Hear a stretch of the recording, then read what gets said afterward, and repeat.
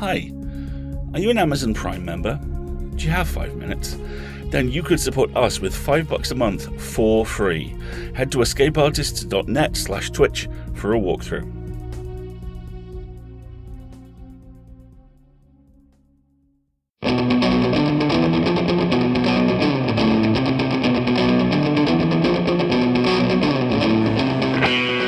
Escape Pod, Episode 925, The Ballad of Starburst Smith, by David Marino.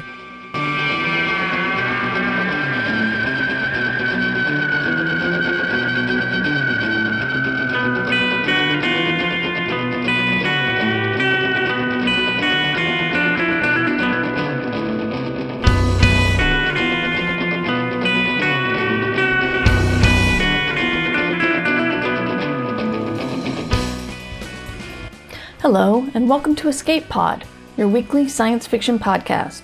I'm Mer Lafferty, your host for this episode.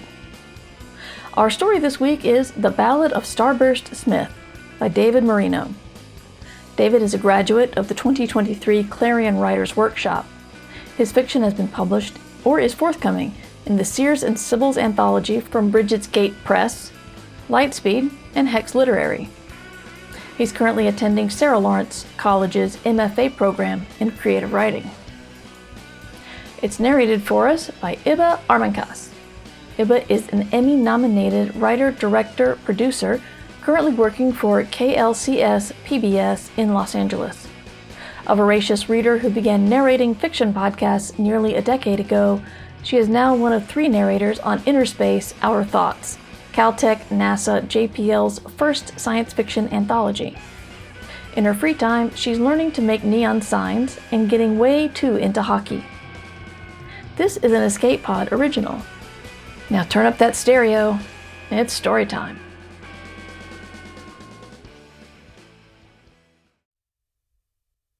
The Ballad of Starburst Smith by David Marino. Read by Iba Armancas. Did you read the terms and conditions? Fuck you, I read the terms and conditions.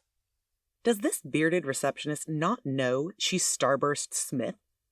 Does he not know she's the rock prophet who will herald in a new era of music that will soon sweep her into fame and fortune, that will soon have her selling out Dodger Stadium and Madison Square Garden? Even if soon has been soon for 15 years. No, the receptionist says. You skim the terms and conditions. You need to read the terms and conditions. There's a difference, and we've gotten sued by too many people who don't understand that your signature on that line means you read it.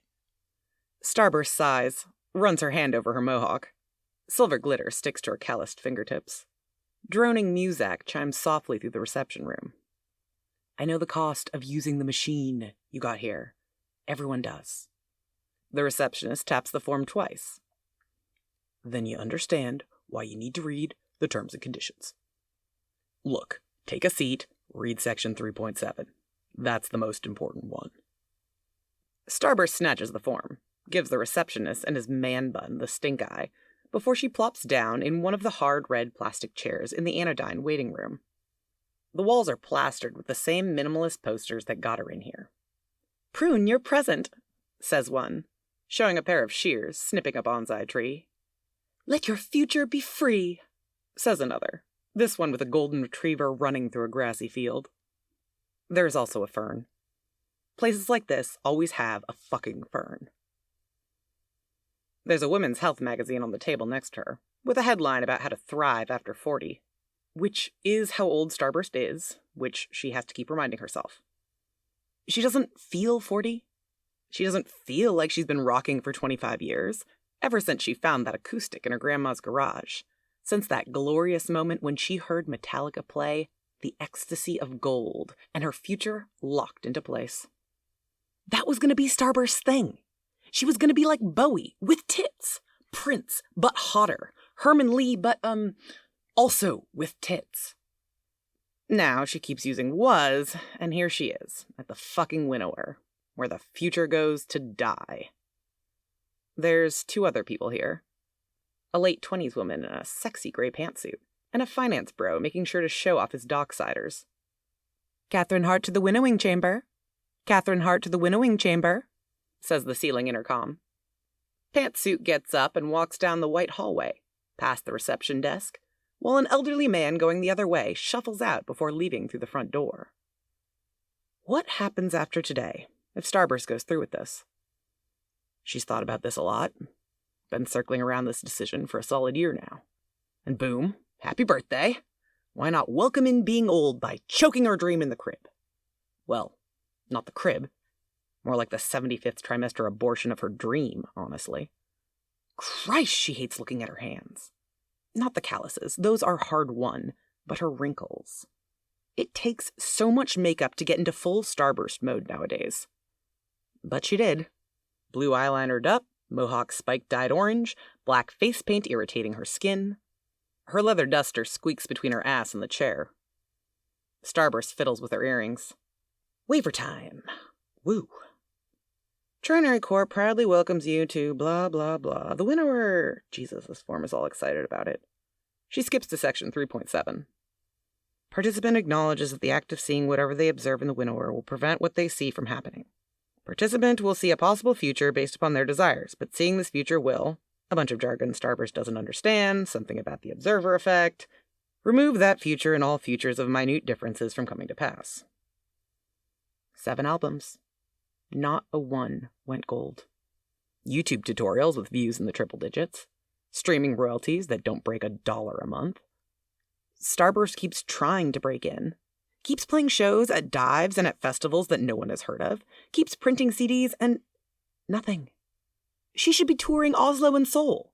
She shouldn't be in this antiseptic slab of a building downtown, trading in her future for, well...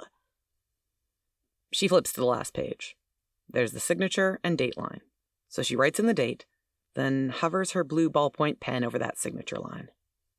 She taps her pen down in the corner, flips it between her fingers like Sam taught her after they would take bong hits on his fire escape back when they were dating. Sam, see, he made it. Sorta. He's a session musician, plays for Hollywood and TV scores. Sam doesn't have to keep limping back to his father for money monthly. Doesn't have the specter of stalking Fritos at a Circle K before dawn dogging his every step. But Starburst is just so tired. Tired of having to explain what a theremin is, of how much her hands ache. Starburst is tired of how many other people have joined her band, only for them to move on past her. She's tired of seeing people with so much talent give up music to get pregnant or to start selling personalized Furbies, or both. Like her 7th album, Dark Side of the Dark, is good. She knows it's good. Starburst is playing both electric guitar and theremin on every track. Now, Starburst is jamming with kids who weren't even born when she first picked up a guitar. And the sex is dried up. And what are you in for? She asked Boat Shoes in the chair next to her. He's got his Ivy League polo and his crew team shoulders. Typical. Here to see the successful version of me. Starburst smirks. Me too. What's that look like? Being in charge of my own VC firm, he says. Angel investors in new apps and products. I love scalability. Finding synergies. Starburst says. Is that like a chord? Or like a guitar and a bass playing at the same time? Boat Shoe snaps his fingers. Exactly. See, we both have drive. But none of the big finance companies do. They say they want someone who understands an income statement. And when I say, but you got people for that, they say, we'll get back to you, and then they don't. So, I'm going to go in the winnower, see my bliss, then dip back to normie life. What about you? You play guitar? Yeah, Starburst says. Electric. Way, Boat Shoe says.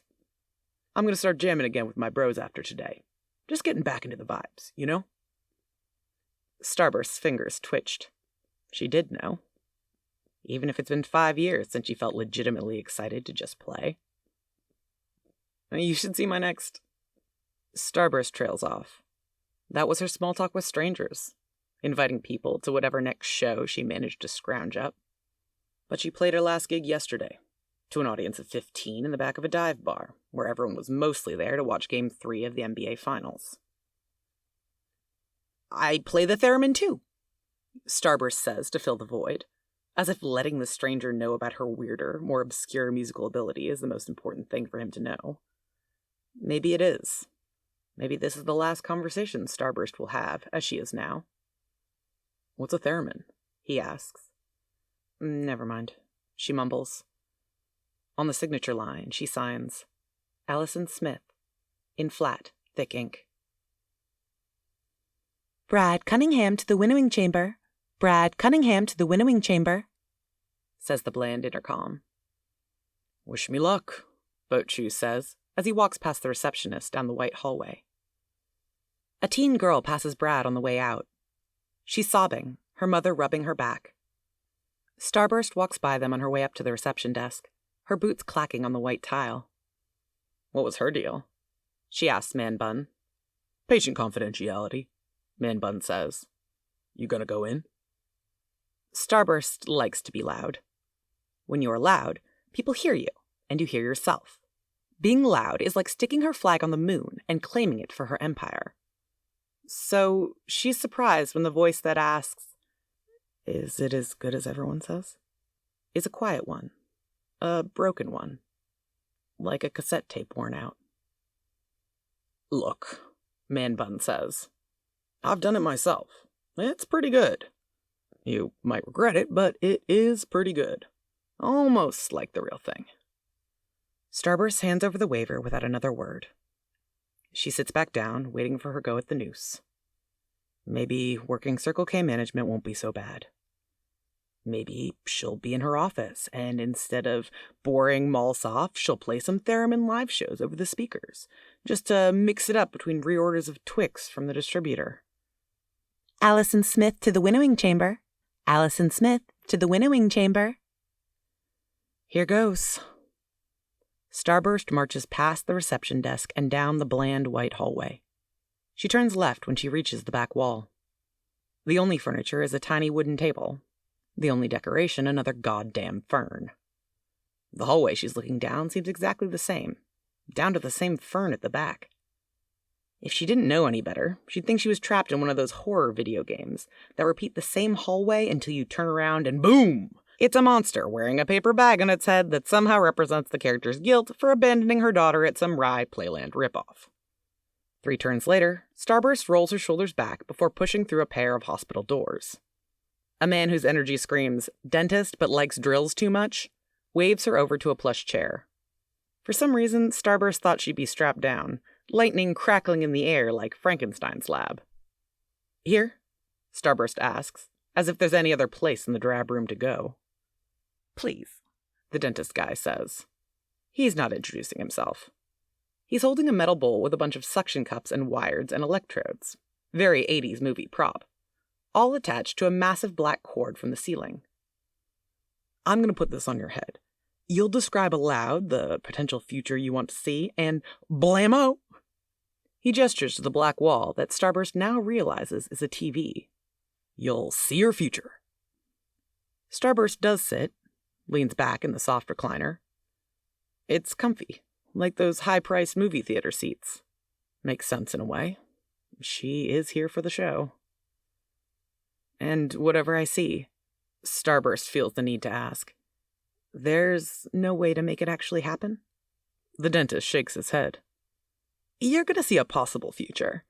It could have happened to you if you hadn't come here. If you didn't see what you're about to see. Maybe, but seeing it prevents you from ever getting it, or anything like it. You could try to chase whatever you see." The technician sighs. "Our tests at Trinary say it doesn't work. Something changes. Either you, or the world." Starburst's arms dangle. Here, at the threshold, she wonders. How many more shows does she have in her? How many more songs can she write? How many more bands can she start that go nowhere? She has one more of each in her, certainly, but 2? 5? It hurts. It hurts, and she just wants to play Madison Square Garden one time. Is that too much to ask? She grabs the damn helmet and yanks it down onto her head, cold metal against the bare skin of her forehead. Show me the biggest, best show I could play. Dentist guy types on his keyboard. Then he leaves at a door to the left. The television screen flicks on, as big as the whole wall of the studio apartment Starburst can only afford because of her dad's goodwill. There's a stage, a big one. It's got a microphone stand already set up, but otherwise looks rather plain. The crowd is large, at least, murmuring at the edges. But come on, is this the best Starburst could possibly do? That's when a fucking starship descends from the ceiling, pyrotechnic thrusters and streamers firing from fake rockets. "They've charted courses through the frozen comets," someone says in a deep baritone. "They've battled with the Malice Squadron in the Inferno Nebula. They are the only hope for galactic freedom against the tyrannical Legion. Now they've come to New York City to spread their message of freedom. Touching down at Madison Square Garden for the first time, I give you the Universal Revolution!" A drum beat starts echoing through the arena. The crowd claps along. On drums, an exiled prince from his crystalline home, Sam Fletcher! A drum solo goes wild and Sam descends from the spaceship's right wing, already playing his neon-ringed drum set. On bass, two robots from the planet Zictera, who found the forbidden secret of their world, LO and VE! A pair of robot bassists are both jamming on the left wing, some wild-ass melody Starburst can barely follow, zipping up and down like a Billy Preston song. The woman robot is clad in gold body paint with circuit boards covering her nipples, while the man is in all silver, a massive dick bulge visible through his silver leather pants. On vocals, the voice of the void, the manifestation of all that is good in the galaxy, Astradia! A ramp from the center of the ship opens, and the most beautiful woman Starburst has ever seen strides out, her stiletto heels clacking with each step. Whirls of purple fabric and blacklight paint adorning a woman who grabs a microphone stand and belts out a scream. And our brave captain, Legion Synthroid turned swashbuckling hero, our last best hope for galactic freedom from the tyranny of the Legion's conformity, Starburst Smith! Some kind of hawk screams and Starburst's jaw drops. Because she sees herself as the coolest she'll ever be. Her hero form marches out, wearing a costume best described as part Nazgul, part Terminator, part Deja Thoris.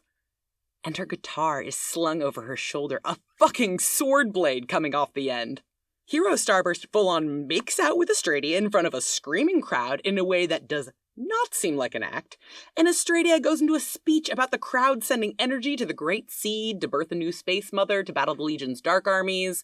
There's a lot of proper nouns and it's a bit hard to follow, but none of that matters, because Hero Starburst fucking shreds. There are echoes of the dark side of the dark in there, but it is so much faster, so much more layered than anything Starburst has ever done on her own. After the opening song, a whole narrative unfolds. Each band member gets an origin song featuring them. Listening to Sam's soulful drum solo about being cast out of his home, Starburst realizes two things. First, that Sam was right when he said that Starburst was selfish and egomaniacal and made it too much about her and not enough about everyone else. And second, by doing this, she's now exiled herself. Rock and roll is her home. And she's imploded that home just like the Seattle Superdome. Intercut between LO and VE's origin story about teaching the Zecterans to fuck and Astridia's spontaneous birth from a black hole, General Zom of the Last Legion and his synthroid soldiers start appearing in the crowd. They get a song about hunting down the Universal Revolution from their asteroid base. Then Starburst gets her origin song, a quiet dirge about her former self, All E-Sun, conquering the peaceful planets of the Fourth Nebula, all the while licks of a guitar start to flare up. The only resistance to All E-Sun and her robot legion is Krillnox, the Fourth Nebula's chosen hero. Astradia sings about how Krillnox fought on, despite the impossible odds he faced, only to at last meet All E-Sun when he could barely stand, bleeding out from his wounds. It was only after All-E Sun killed Krillnox to spare him the pain, so moved by his determination, that she ripped out her inhibitor chip and took up Krillnox's sword, becoming Starburst, revolutionary hero. Starburst can barely believe it. It's all the best thing she's ever seen, and it's going so fast it's already time for the climax. The Universal Revolution needs to blow up the Vermilion Crystal before General Zom finishes his dark spell. There's on-stage guitar combat, which the audience, including Starburst, absolutely loves.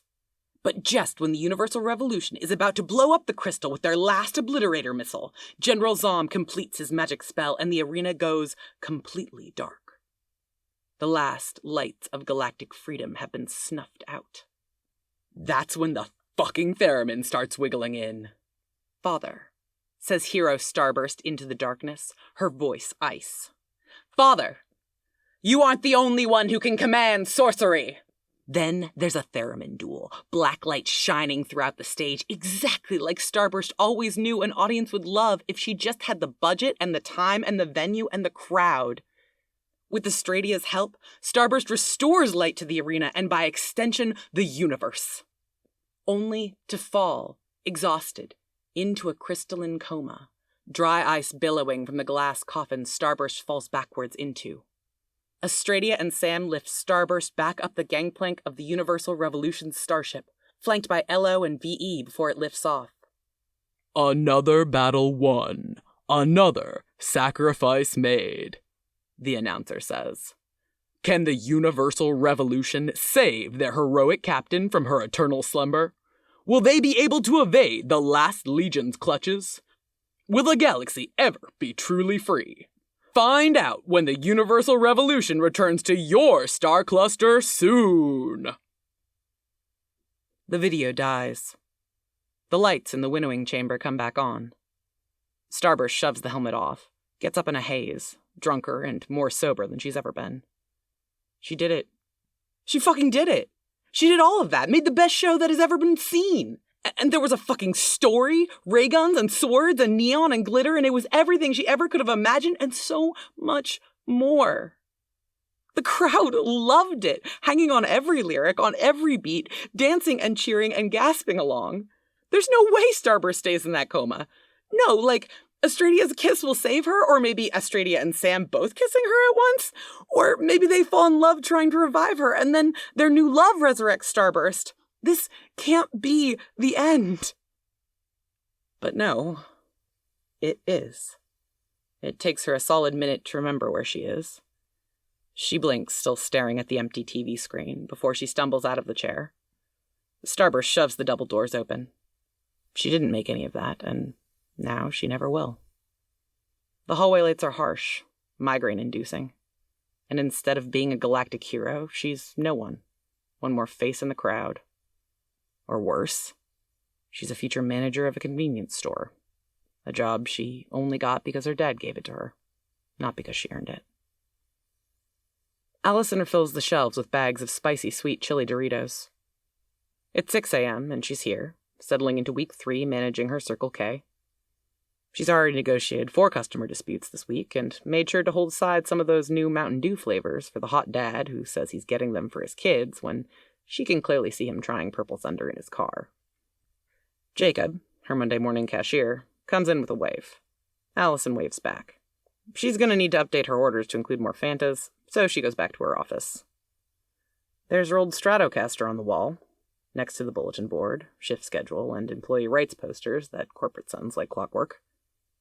She can't play guitar anymore. She's tried. Maybe there's something physically wrong with her hands that causes her so much pain, or it's something psychosomatic. Maybe seeing any 5-string is a reminder of the best rock show only she ever got to see. The coming out of their shells tour, but bigger, wilder, hornier. She can still play the theremin that sits on her desk. A small comfort. Her fingers dance through its electric fields when the store is devoid of customers. Mournful tunes bouncing between the shelves of gum and potato chips. But on the computer, the same one she uses to manage inventory, she's been working on writing 2 things. First, an email to Sam. Subject line, "I'm sorry." And second, in Microsoft Word, a file titled The Universal Revolution, Book 1. And even if the names have been changed from Ollie Sun and Cindy, and Starburst has been changed to Flare, it's still the same story she saw winnowed away from her.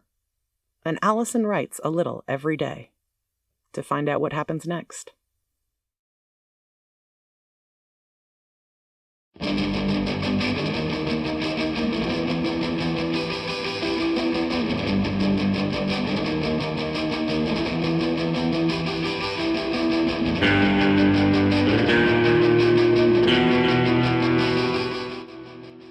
And that was our story, The Ballad of Starburst Smith by David Marino.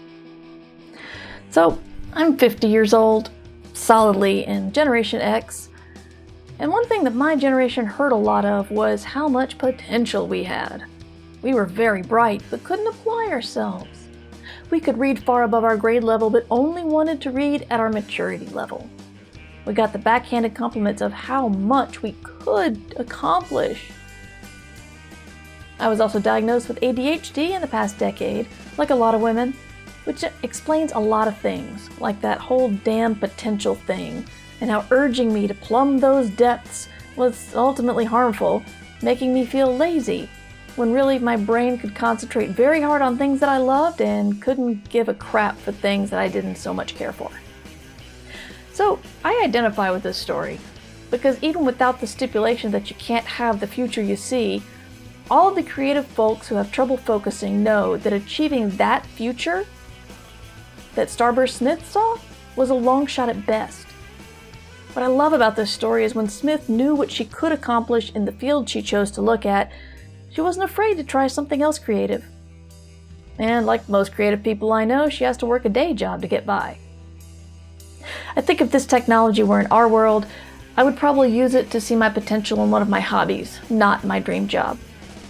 Just knowing you're capable, and I mean really knowing, not your teacher getting frustrated with you and complaining to your parents about your potential when you thought it was interesting to spray water on a bulletin board painted with watercolors and watch the paint drip, not based on a real occurrence. Knowing you're capable of something great can help light a fire under you. What I worry about is if there were poor slobs who looked into the future and saw nothing. That would be the ultimate blow. Or maybe it would just signal that you're not really fit for that thing you're passionate about. It happens sometimes. But hey, it's award season again, and it's time for us to remind you that many stories here on Escape Pod are eligible for Best Short Story nods. And Escape Pod is eligible for the Best Semi-Prosing Hugo Award, and Valerie and I are eligible together for the Best Editor Short Form Hugo. So if you are eligible to nominate for the Nebula or the Hugo, please keep us in mind. Check out our site at escapepod.org in the coming weeks, when we'll have an easy list to look at to see all of our original stories. Escape Pod is part of the Escape Artists Foundation, a 501c3 nonprofit, and this episode is distributed under the Creative Commons Attribution Non-Commercial No Derivatives 4.0 International License. That's a lot of words to say. Don't change it. Don't sell it. But do share it, please. The best way to find new podcasts is still word of mouth. So the more people you tell about Escape Pod, the better it is for us all, because more science fiction. If you'd like to help support Escape Pod in other means, please rate or review us on Spotify, Apple Podcasts, or your favorite app. We are 100% audience supported, and we count on your donations, tax-free in the US, to keep the lights on and the servers humming. You can donate via 4 different platforms. Patreon and Ko-fi, search for Escape Artists. On Twitch and YouTube, we're at EA Podcasts. You can also use PayPal through our website, escapepod.org. We love support from any place, but if you support via Patreon, you will have access to exclusive merchandise and can be automatically added to our Discord, where you can chat with other fans and our staff members. Opening and closing music is by Daikaiju over at daikaiju.org, daikaiju.org. Our closing quote this week is from Thomas Merton, who said, "When ambition ends, happiness begins." Thanks for joining us. Have fun, and stay safe and stay kind. We'll see you next week.